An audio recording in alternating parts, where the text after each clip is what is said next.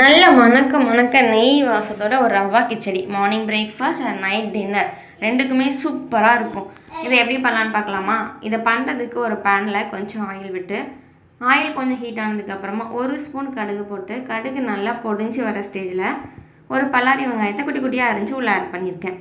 பல்லாரி வெங்காயம் கொஞ்சம் சீக்கிரமாகவே வேகணுங்கிறதுக்காக கொஞ்சமாக உப்பையும் சேர்த்து உள்ளே ஆட் பண்ணி நல்லா கிண்டணும்.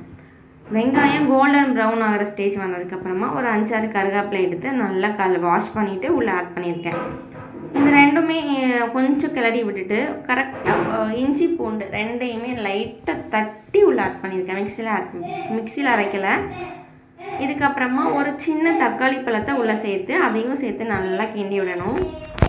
நான் இந்த ஸ்டேஜில் வந்து நிறைய வெஜிடபிள்ஸ் ஆக்சுவலாக கேரட்டும் கொஞ்சமாக பீன்ஸும் ஆட் பண்ணுறேன். உங்களுக்கு என்ன வெஜிடபிள்ஸ் வேணாலும் நீங்கள் ஆட் பண்ணிக்கலாம், சூப்பராக இருக்கும். ஆக்சுவலாக இந்த வெஜிடபிள்ஸ்லாம் வேகிறதுக்காக தண்ணி ஆட் பண்ணியிருக்கேன். நான் இந்த கிளாஸில் தான் மெஷர் பண்ணேன். ஏன்னா இந்த கிளாஸ்க்கு அரை கிளாஸ் தான் ரவை எடுத்தேன். ஸோ இதுக்கு வந்து 2 டம்ளர் தண்ணி உள்ளே நான் ஆட் பண்ணியிருக்கேன். ரவை எப்போவுமே வந்து டபுளாக வந்து பெருகி வரும். ஸோ நம்ம வந்து தண்ணி கொஞ்சம் எக்ஸ்ட்ராவே ஆட் பண்ணிக்கலாம். அரை பிஞ்சு வந்துட்டு கொஞ்சமாக வந்து மஞ்சள் தூள் ஆட் பண்ணியிருக்கேன். இந்த ரெண்டையுமே நல்லா கிண்டி விட்டுட்டு 2 நிமிஷத்துக்கு நல்லா கொதிக்க விட்டுறணும். 2 நிமிஷம் கழித்து பார்த்தோன்னா அந்த காயெல்லாம் தெரியுதா, அந்த கேரட்லாம் நல்லா வெந்திருக்கும்.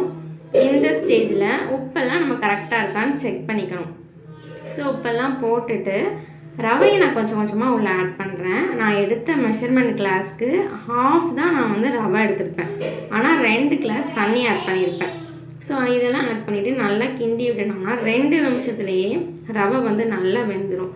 ஆக்சுவலாக நான் எடுத்த ரவை வந்து ஆல்ரெடி நல்லா வறுத்த ரவை தான் எடுத்திருப்பேன். ஸோ சீக்கிரமாகவே ரவை வந்து வெந்துடும். இப்போ பார்த்தா தெரியும் 2 நிமிஷத்துக்கு அப்புறம் தண்ணி எல்லாம் உறிஞ்சி ரவை நல்லா வந்து சூப்பராக ரெடி ஆகிடுச்சு. இந்த ஸ்டேஜில் அப்படியே டாப்பில் கொஞ்சம் நெய்யை அப்படியே ஊற்றிட்டு ஸ்டவ்வை ஆஃப் பண்ணிவிட்டு ஒரு பிளேட்டில் சர்வ் பண்ணி சாப்பிட அப்படி இருக்கும். ஆக்சுவலாக என் பையன் இது ரொம்ப விரும்பி சாப்பிடுவான். நம்மளுக்குமே சூப்பராக இருக்கும். உங்களுக்கு என்னென்ன வெஜிடபிள்ஸ் வேணுமோ நீங்கள் உள்ளே ஆட் பண்ணி செஞ்சுக்கலாம். இது நைட் டின்னருக்கும் சூப்பராக இருக்கும். மார்னிங் பிரேக்ஃபாஸ்ட்டுக்கும் ரொம்ப சூப்பரான ரெசிபி. ட்ரை பண்ணி பார்த்துட்டு சொல்லுங்கள்.